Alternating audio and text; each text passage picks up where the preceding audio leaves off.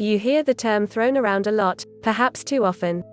I'm gonna have serious PTSD after COVID.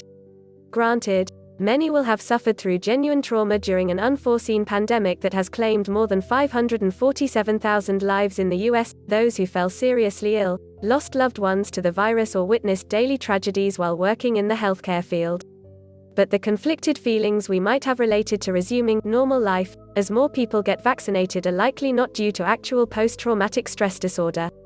David MacVicar, a clinical psychologist at the Tuscaloosa VA Medical Center, said we're seeing a gradual, incremental return to pre-pandemic activities, a natural way that people ease back into things after they've been exposed to something that makes them uncertain and cautious.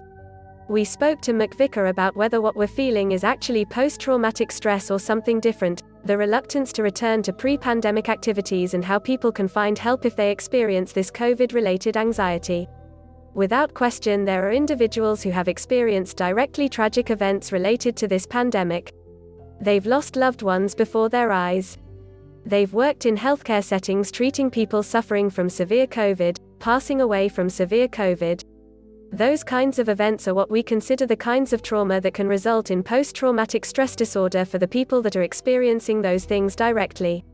In general, for folks who have not experienced those kinds of direct traumas, what we're all wrestling with as a society and culture is really more of a phenomenon of risk appraisal and trying to get an idea of our relative safety in resuming our pre-pandemic normal social activities.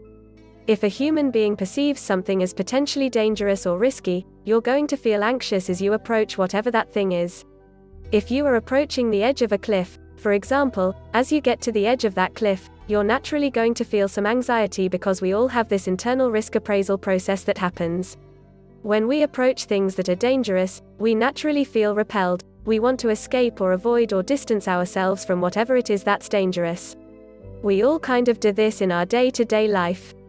When we are making a risk assessment, that is absolutely going to be affected by our individual perception of what it is that we're thinking about or looking at, right? And so if you're very comfortable with snakes and I'm not very comfortable with snakes, and we're in the woods and I see a snake, I might feel really anxious and sort of startle and jump back, and you may not feel anxious at all and you may look for some way to pick up the snake.